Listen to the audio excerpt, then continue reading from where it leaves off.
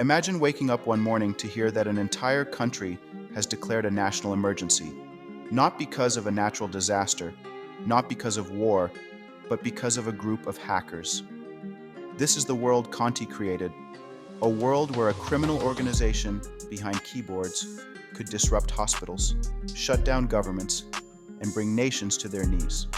If you haven't heard of the Conti hacker group, they emerged around 2019 to 2020, but they were nothing like the chaotic hacker crews people imagine lurking in dark basements. Instead, Conti operated like a corporation. Their members, believed to be based mainly in Russia and parts of Eastern Europe, were organized into departments: developers who built tools, affiliates who carried out attacks, negotiators who pressured victims, and even a public relations team that managed a polished leak website. Their name, Conti, wasn't symbolic or sinister. It reflected their style: cold, efficient, businesslike, and terrifyingly organized. Their objective was simple: profit. But the way they achieved it changed cybercrime forever. Conti perfected the double extortion model, a ruthless tactic that struck fear into every industry. First, they broke into a victim's network. Then they stole sensitive data. After that, they encrypted everything, locking companies out of their own systems. And if victims refused to pay the ransom, Conti published their stolen files online for the world to see. It wasn't just a hack, it was a hostage situation. Their visual identity reflected their corporate mindset. Instead of skulls, flags, or dramatic hacker imagery, they used straightforward lists, structured notes, and a clean, professional leak site. That quiet professionalism was their brand. It made them appear controlled, powerful, and unstoppable. If they had a slogan, it would have been something like efficient, relentless, profitable. Conti's attacks were devastating. In May 2021, they targeted Ireland's health service executive, crippling hospitals across the country. Medical records were inaccessible, appointments were canceled, staff reverted to pen and paper. It took months and more than $100 million to repair the damage. The attack didn't just disrupt a system, it endangered lives.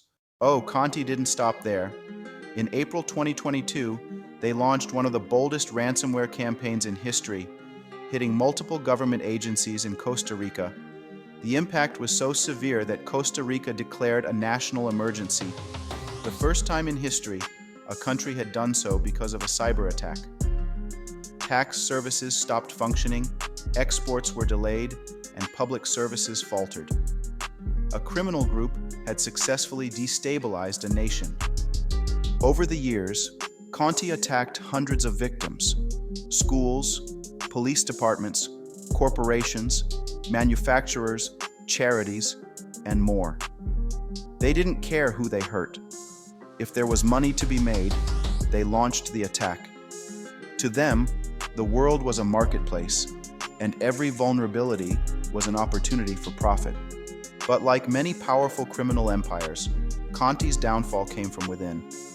In early 2022, they publicly announced support for Russia during the invasion of Ukraine. This political declaration backfired badly. A Ukrainian security researcher, angered by their stance, leaked tens of thousands of Conti's internal messages, manuals, conversations, and private data.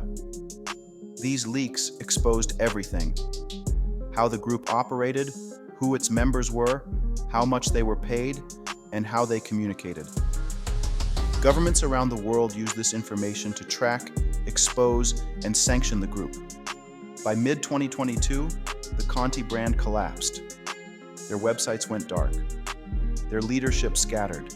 Some members were identified and charged. Others simply regrouped under new names, joining or forming spin-off groups. Conti dissolved publicly, but pieces of it survived. In the cyber underground, shadows never disappear completely. They only move. So, were they captured? Not entirely. Some individuals were exposed, indicted, or sanctioned, but many remain hidden behind digital borders. Their collapse wasn't the end of their people. It was just the end of their brand.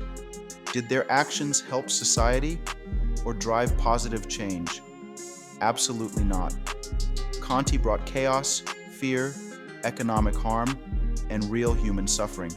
They targeted hospitals, governments, and essential services. They caused national crises and endangered lives. Their work was not ethical. It was not moral. It was driven by greed, power, and the belief that anonymity would shield them from consequences.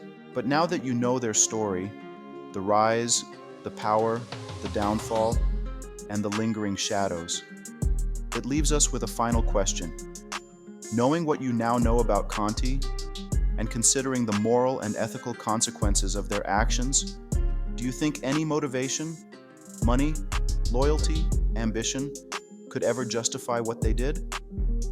And if you were in their position, operating in the dark corners of digital power, would you have followed the same path?